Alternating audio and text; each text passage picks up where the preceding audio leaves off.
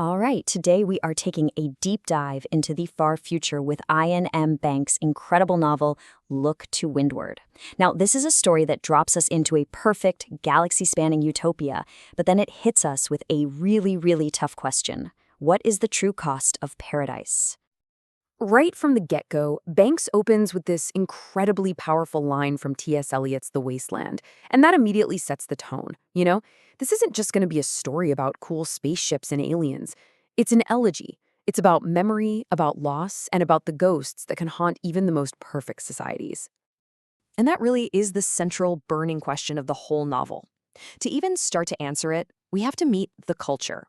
This is a civilization so ridiculously advanced, it has basically solved every problem we can think of.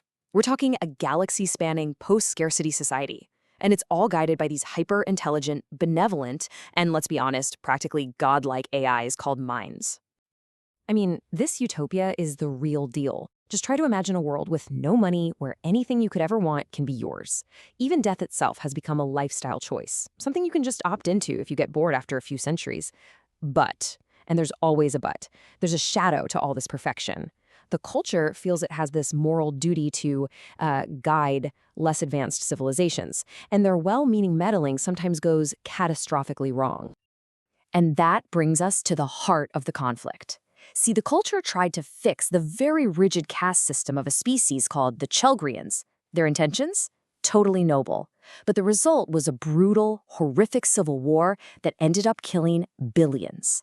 Our story picks up right in the ashes of that conflict, a war that was basically born from the culture's own arrogance that it always knew best.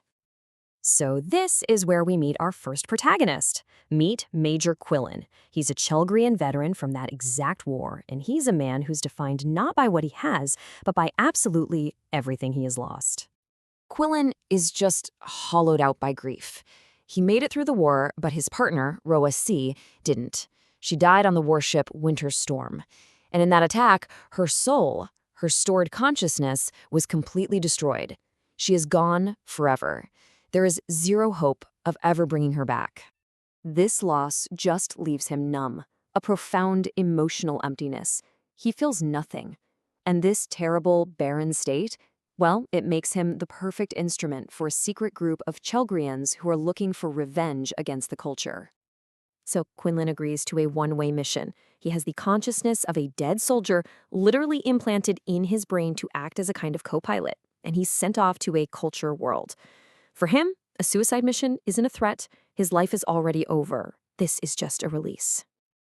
Now let's meet our second protagonist, who could not possibly be a more perfect contrast to Quillen. This is Mahrai Ziller, a famous Chelgrian composer, a certified genius, who's living in this luxurious, self-imposed exile inside the culture, the very same civilization Quillen is trying to destroy. Ziller's life has been, well, a roller coaster. He was born into the highest echelons of society, but he fought against its injustices. He was almost killed twice for his beliefs, and then he had to just watch from the sidelines as his people ripped each other apart in the very same war that completely shattered Quillen's life. This quote, right here, it basically captures his entire being. He fled his homeworld out of pure, unadulterated disgust. And now, living this life of endless pleasure in the culture, he is bitter, he's cynical, and he wants nothing to do with his past. He actually flat out refuses to even meet Quillen, who has shown up as an official envoy from their homeworld. So the stage is set. These two Chelgrians, the soldier and the artist, are on a collision course, and it's all happening on Masakar Orbital, a breathtakingly huge artificial ring world that is 10 million kilometers long.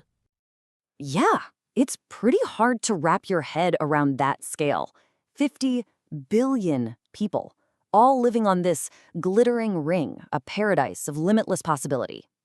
But this monument to the culture's power is about to become the backdrop for a very dark, very desperate conspiracy. And here it is, the real reason for Quillen's mission. He's no envoy. He's a weapon. He's carrying the seed of a microscopic wormhole, and his goal is to plant it inside the orbital's central hub to destroy the very intelligence that runs this entire world. Which brings us to the target, a culture mind. And you have to understand, these are not just supercomputers. They are transcendent beings, hyper-intelligent AIs whose consciousness literally exists in higher dimensions of space-time. They are the benevolent gods and the guardians of the entire culture. This is the mind of Masak, just casually talking about its day. Its attention is everywhere, all at once, across cosmic events that span billions of years, in constant communication with thousands of other AIs, all while managing the daily lives of 50 billion people. Trying to attack a mind is like trying to surprise a god. To put this into perspective for us, a mind sees reality from a higher dimension. So a locked room, to it, it's as open as a field. It can see inside your skull without even reading your thoughts. An assassination plot against a being with that level of awareness? Well, it seems pretty doomed from the start, doesn't it? But despite these impossible odds, and with Ziller still refusing to see him, Quinlan moves forward with his mission. He tours the orbital, he waits for the right moment, and all the while he is completely oblivious to the fact that he and the ghost in his head are being watched. The climax isn't some giant explosion. It's a quiet, chilling conversation. The hub mind, taking on the form of a humanoid avatar, confronts Quillan. And then it reveals the devastating truth. It has known about the assassination plot from the very beginning. And just like that, Quillan accepts his failure. He expects to be killed or maybe imprisoned forever. But the mind's response is something else entirely. It's not about punishment, it's not about victory, it's about understanding. In that one moment, the mind doesn't see a terrorist. It looks into Quillan's memories, it feels the crushing, impossible weight of his loss, and it offers not condemnation, but empathy. It actually acknowledges the culture's own role in creating his pain. Instead of revenge, it offers him a path beyond it. That consolation prize is a union.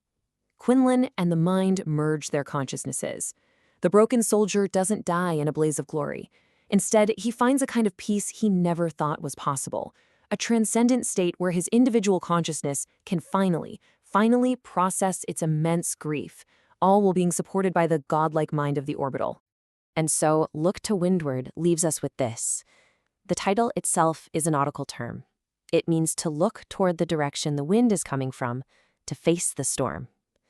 The novel asks us, when we're faced with unimaginable pain, is the answer vengeance, or does true healing only come when we finally have the courage to face that storm head on and look for what lies beyond it?